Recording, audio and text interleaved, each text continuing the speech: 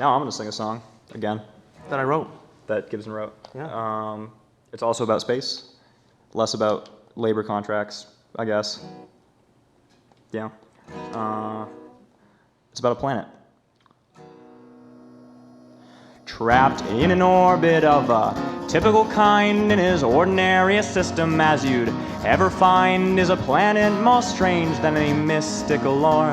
But let me recount, for you're new through this shuttle door, and I feel a bit better when I'm not on my own.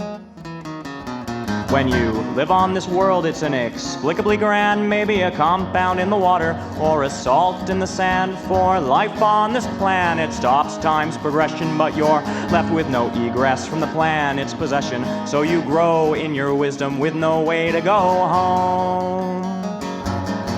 And you live an erudite life as you converse with the globe that holds you there with no strife. For its gift to you remains, so it's never alone. And you speak of each fact of reality and the mystique of ideas of solipsism and duality.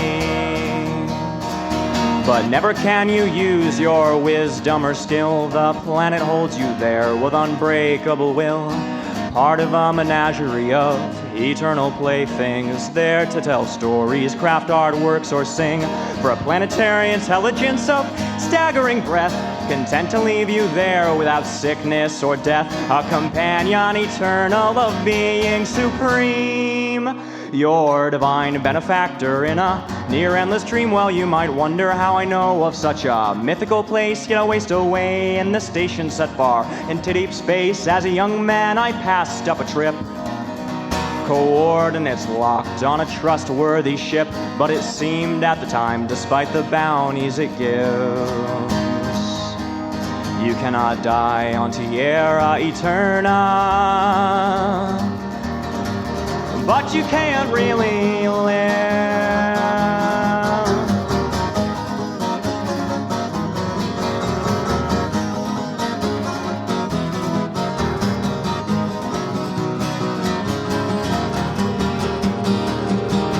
Well, they say he was born in the smoldering crater in the plains of a nameless backwater moon, raised in the wild, but soon gang pressed by slavers to be gayed in a plan to cause innocence doom.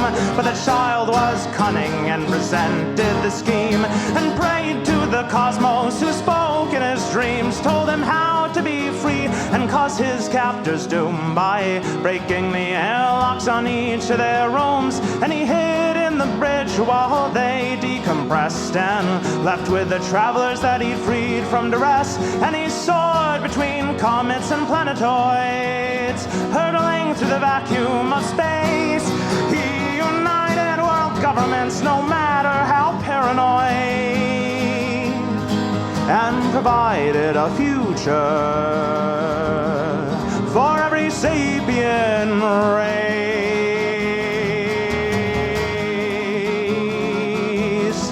Well, there were thousands of star systems freed by his deeds by the time he was only 15. He listened to people and cared for their needs, if they were fleshy like him or sentient steam.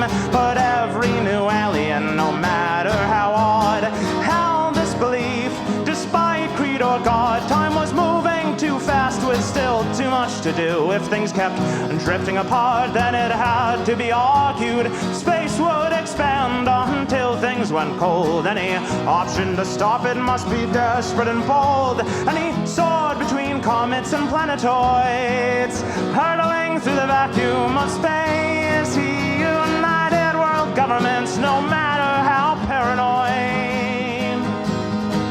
and provided a future for every sapient race.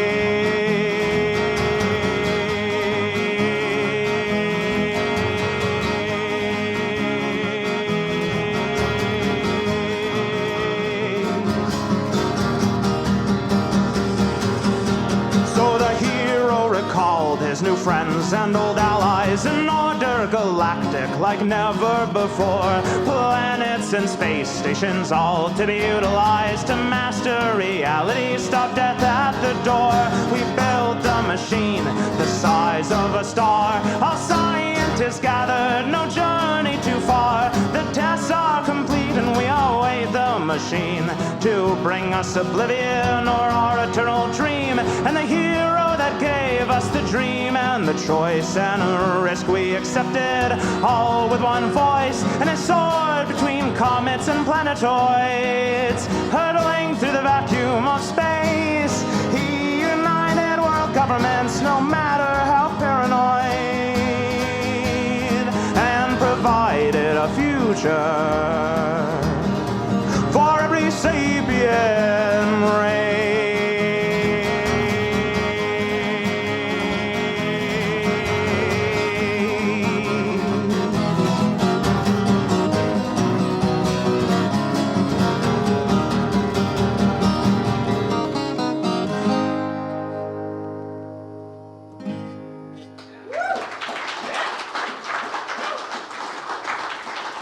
It's based on a true story.